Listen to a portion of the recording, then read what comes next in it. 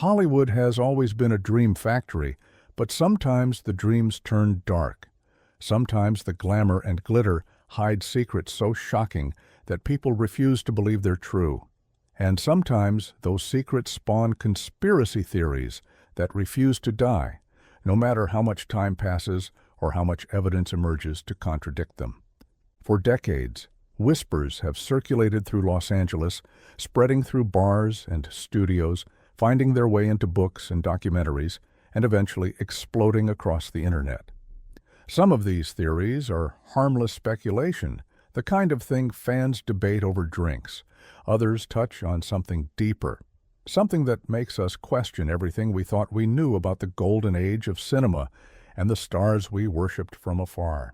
Today, we're diving into the most persistent, most controversial, and frankly most insane conspiracy theories that Hollywood has ever produced. From mysterious deaths to secret societies, from government cover-ups to industry-wide conspiracies, these stories have captivated millions. And while most lack credible evidence, their endurance tells us something important about how we view fame, power, and the price of stardom. Let's start with perhaps the most famous Hollywood mystery of all time, one that has spawned countless books, documentaries, and theories that grow more elaborate with each passing decade. Marilyn Monroe's death in August 1962 was officially ruled a probable suicide, the result of acute barbiturate poisoning. The coroner's report seemed straightforward enough. A troubled star, struggling with depression and addiction, had taken her own life in her Brentwood home. Case closed. Except for millions of people, the case has never been closed, not even remotely. The conspiracy theories surrounding Monroe's death are numerous and contradictory, but they share a common thread: the belief that she was murdered and that powerful forces conspired to make it look like suicide. The most prevalent theory involves her alleged affairs with both President John F. Kennedy and his brother, Attorney General Robert Kennedy.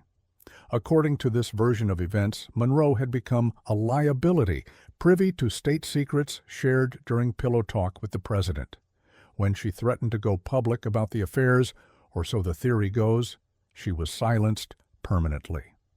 Proponents of this theory point to inconsistencies in the official investigation, the timeline of who discovered her body and when, the allegedly missing hours between when she was last seen alive and when her death was reported, the fact that the FBI had been monitoring her due to her left-leaning political associations and her marriage to playwright Arthur Miller, the mysterious deletion of phone records from the night of her death, even the condition of her body. Some theorists note that there were no pill residues in her stomach, suggesting the barbiturates were administered by other means.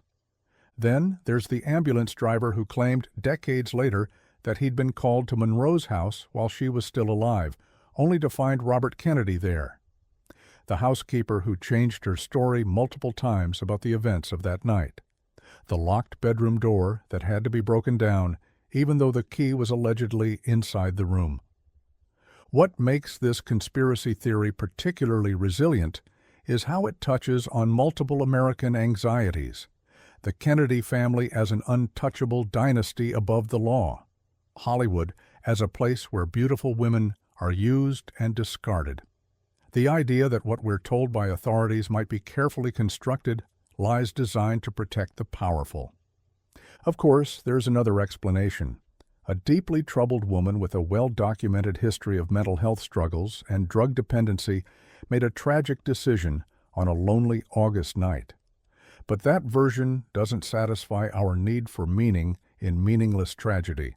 From one blonde icon to another, let's talk about a theory that emerged from the dark corners of the internet and somehow gained mainstream traction, despite being easily disprovable. The conspiracy theory that Avril Lavigne died in 2003 and was replaced by a look-alike named Melissa Vandella. According to this bizarre theory, the real Avril Lavigne couldn't handle the pressures of fame and took her own life shortly after releasing her debut album. Her record label, desperate to protect their investment, hired a body double who had been brought on during the promotional tour to confuse paparazzi. This doppelganger, supposedly named Melissa, stepped into Lavigne's life completely, continuing her career while no one noticed the switch. Believers point to supposed changes in Lavigne's appearance, her writing style, even her personality, as evidence of the replacement. They analyze her lyrics for hidden messages, claiming songs released after 2003 contained clues about the real Avril's death. They scrutinize photographs, looking for subtle differences in facial features, birthmarks, or body proportions. Some claim she started writing her name differently on autographs after 2003. Others insist her voice changed noticeably on later albums. The theory even claims that Melissa, feeling guilty about the deception, has been dropping hints for years, including wearing clothes with the name Melissa on them, and incorporating references to the conspiracy into her music videos. Here's the thing about this theory. Avril Lavigne has directly addressed it, laughing it off as ridiculous. I mean, it's just funny to me. Like on one end, everyone's like, oh my God, you look the exact same. You haven't aged a day. But then other people are like, there's a conspiracy theory that I'm not me. She's aged visibly and naturally over the past 2 decades. Her career has had ups and downs that no record label would engineer, and the entire premise requires an implausibly large number of people to maintain a perfect silence for over 20 years. Her family, friends, bandmates, producers, managers, and countless others would all have to be in on the conspiracy. But the theory persists, particularly in online communities, because it taps into something deeper than facts. The idea that celebrities aren't real people, but manufactured products that can be swapped out when convenient. That record labels wield godlike power over our perceptions. That nothing in entertainment is authentic. Sometimes conspiracy theories emerge not from mysterious deaths or unlikely replacements, but from legitimate patterns that people interpret through a particular lens. Take the theory about the infamous 27 Club, the roster of musicians and actors who died at age 27 under tragic circumstances. Brian Jones, Jimi Hendrix, Janis Joplin, Jim Morrison, Kurt Cobain, Amy Winehouse. The list goes on, and each name represents not just a tragedy, but a cultural moment. Some conspiracy theorists insist this pattern isn't coincidental, but evidence of something darker. Ritual sacrifices, they claim, demanded by secret societies that control the entertainment industry. According to the most extreme versions of this theory, celebrities make Faustian bargains with these shadowy organizations, trading their souls for fame and fortune. The price comes due at age 27, when they must either be sacrificed or sacrifice someone else to continue their careers. Proponents point to cryptic lyrics, occult imagery in music videos, and the strange circumstances surrounding many of these deaths as evidence. The reality, of course, is far less supernatural.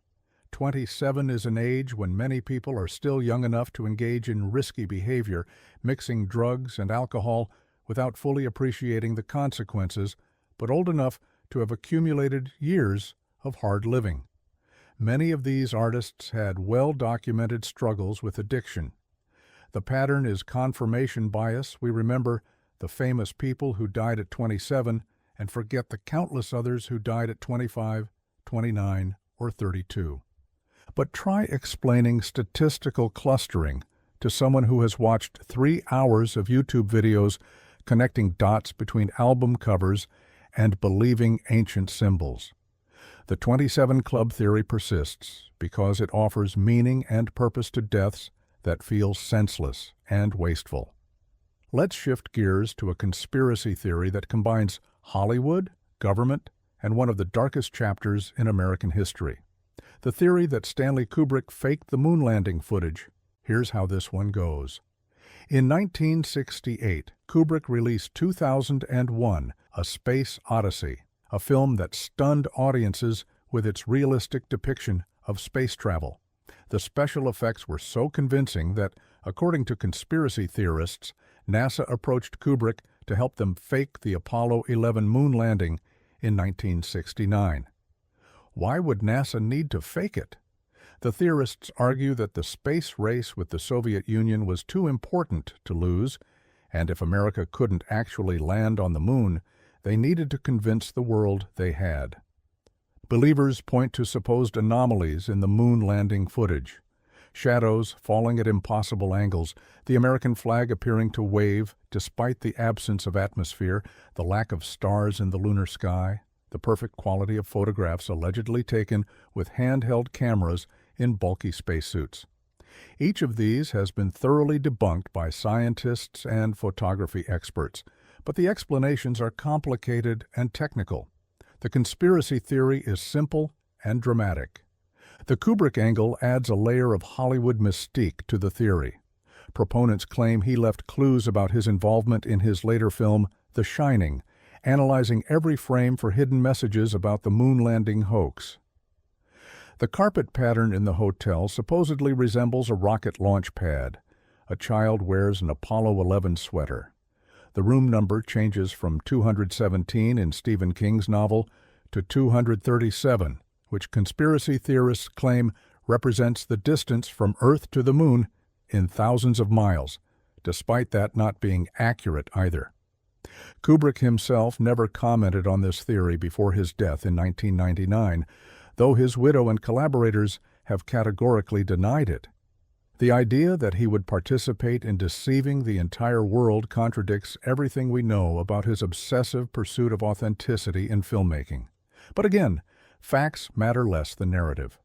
The theory allows people to believe that everything, even humanity's greatest achievement, might be nothing more than a Hollywood production. Speaking of Hollywood productions, let's discuss a conspiracy theory that's more recent but has exploded in certain online communities. The belief that many A-list celebrities are actually transgender or part of what believers call gender inversion. This theory claims that entertainment elites are engaged in a massive conspiracy to obscure the biological sex of famous people, that men are presented as women and women as men, as part of some elaborate occult ritual or social engineering experiment. Proponents freeze-frame videos to analyze shoulder widths, examine hands for supposed masculine or feminine traits, and scrutinize every photograph for evidence of their claims. Nearly every major celebrity has been accused by these conspiracy theorists, from Michelle Obama to Megan Fox, from Tom Cruise to Keanu Reeves. The criteria they use are based on pseudoscientific interpretations of human anatomy that ignore the natural diversity of body types. A woman with broad shoulders must be secretly male. A man with delicate features must be secretly female. What makes this theory particularly insidious is its roots in transphobia. It weaponizes people's existing prejudices while simultaneously being unfalsifiable. Any evidence against the theory is dismissed as proof of how deep the conspiracy goes. It also reveals something dark about how we police gender expression and physical appearance, particularly for women in the public eye. The origins of this theory seem to tie back to certain religious extremist communities online who view gender variance as fundamentally evil. But it has spread far beyond its initial audience, finding purchase wherever people are looking for explanations for why the world feels strange or why they feel disconnected from mainstream culture. Now let's talk about a conspiracy theory that had real consequences for real people. Pizzagate and its connection to Hollywood figures. In 2016, fake news stories and social media posts claimed that high-ranking Democratic Party officials, including some with ties to Hollywood, were running a child trafficking ring out of a Washington, D.C. pizzeria. The theory was absurd on its face, built on misinterpreted emails from the DNC hack and wild speculation. But it spread like wildfire through certain online communities, gaining believers who were convinced they had uncovered a massive pedophile network protected by the entertainment and political elite. This conspiracy theory led directly to violence when a man drove from North Carolina to the pizzeria armed with an assault rifle to investigate and rescue the children he believed were being held there. He fired shots inside the restaurant before realizing there was nothing to his beliefs. No children, no trafficking, just a regular pizza place whose owner and employees now lived in fear. Pizzagate evolved into the broader QAnon conspiracy theory, which has ensnared millions of believers in an elaborate alternate reality where Hollywood celebrities are part of a satanic cabal that harvests adrenochrome from children. According to this theory, many celebrities who appear to support progressive causes are actually part of this evil network, and a secret military operation is working to expose and arrest them all.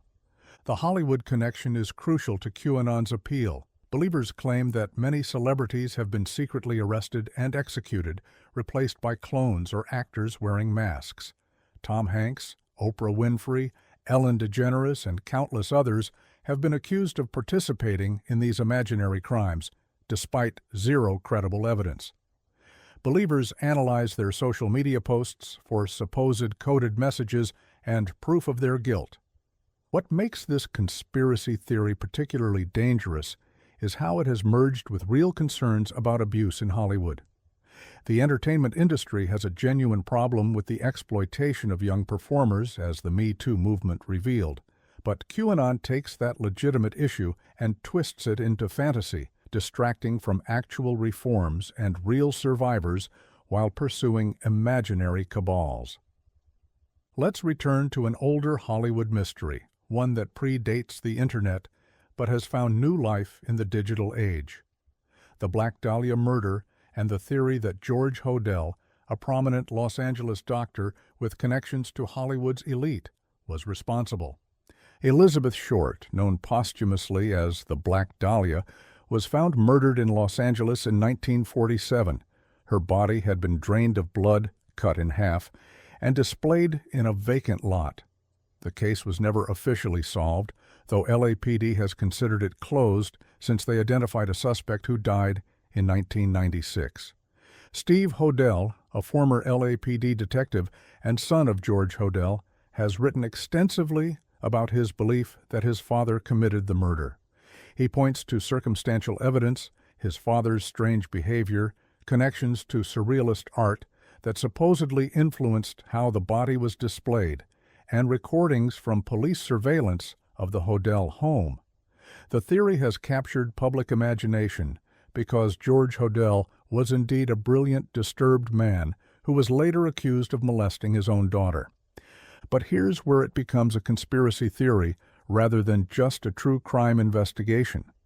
Some versions of the story claim that LAPD covered up George Hodel's involvement because of his connections to the Hollywood elite and Los Angeles power structure. That evidence was suppressed, witnesses were intimidated, and the truth was buried to protect the wealthy and connected. Whether George Hodel was actually the Black Dahlia killer remains debated. But the conspiracy around it, the idea of a deliberate cover-up at the highest levels, reflects a persistent belief that different rules apply to those with money and connections in Los Angeles.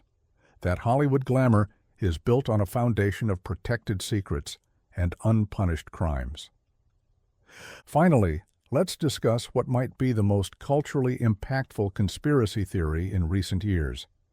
The belief that celebrities are murdered by the Illuminati when they try to break free or expose the truth about the entertainment industry. According to this theory, the Illuminati, a secret society that supposedly controls world events, has particular influence over Hollywood. Celebrities who achieve massive success have done so by making deals with this organization. When they try to escape their agreements, speak out against the system, or become too unpredictable, they're eliminated in ways designed to look like accidents, overdoses, or suicides. Brittany Murphy, Heath Ledger, Paul Walker, Whitney Houston, Michael Jackson, Prince, Mac Miller. Countless celebrity deaths have been attributed to the Illuminati by conspiracy theorists who analyze everything from music videos to social media posts for supposed clues that these stars were trying to warn us before they were silenced. The Illuminati theory is particularly elastic, able to absorb almost any celebrity death into its framework. Natural causes? Poisoned by the Illuminati? Overdose? Forced to take drugs by handlers working for the Illuminati? Car accident? Tampered brakes. Each tragic death becomes evidence of the conspiracy rather than the random cruelty of fate or the consequences of risky behavior. What drives these theories isn't evidence, but a need for meaning. We cannot accept that our heroes are mortal, vulnerable to the same accidents and illnesses that claim ordinary people. We cannot accept that addiction is powerful enough to destroy even the most talented and beloved performers. We cannot accept that sometimes, tragically, people make the devastating choice to end their own lives. So we create alternate narratives where their deaths have purpose, where they're martyrs who tried to expose the truth, where their tragedy means something beyond simple human suffering. The Illuminati conspiracy theory lets us believe that there's an explanation, a reason, a deliberate force behind these losses, rather than the terrifying randomness of the universe. These conspiracy theories, from Monroe to the Illuminati, share common elements. They take real tragedies or real industry problems and amplify them into elaborate fantasies. They position believers as enlightened truth seekers who see through the lies fed to the masses. They create villains, shadowy, powerful groups who control everything from behind the scenes, and they make the complex world feel more simple, more understandable, more knowable. The irony is that real Hollywood has plenty of genuine problems that don't require conspiracy theories, exploitation of young performers, rampant sexual abuse covered up for decades, financial manipulation, racial discrimination, the destruction of lives by the relentless pressure of fame. These aren't conspiracies, they're documented patterns that victims and whistleblowers have been trying to expose for years. But conspiracy theories often distract from these real issues, creating elaborate alternative explanations that are more emotionally satisfying than the complicated truth. It's easier to believe in an evil cabal than to grapple with how ordinary people in positions of power make choices that enable abuse. It's more dramatic to imagine elaborate murder plots than to confront how mental illness, addiction, and trauma claim lives every day. Perhaps that's the final lesson of Hollywood's craziest conspiracy theories. They tell us less about what actually happened in Hollywood and more about what we need to believe about fame, power, and the price of stardom. They reveal our anxieties about whether anything in entertainment is real, our suspicions about the powerful, our hunger for hidden meanings in a world that often feels meaningless. The truth about Hollywood is both more boring and more disturbing than most conspiracy theories. It's an industry where talented people create art, while other talented people exploit them, where fame can be both a gift and a curse, where some deaths have sinister explanations while most are simply tragic, where the real conspiracies, the ones we can actually prove, are usually about money rather than mysticism. So the next time you encounter a Hollywood conspiracy theory, ask yourself what need it's filling. What uncomfortable truth is it replacing with fantasy? What does believing it allow you to avoid confronting? Because understanding why these theories persist might be more important than debunking them, revealing as they do our complicated relationship with celebrity, truth, and the stories we tell ourselves about the Dream Factory. If you enjoyed this video, please leave a like and comment down below as it helps support this channel. Also, consider subscribing and hitting the notification bell to get notified of our newest videos. Thanks for watching.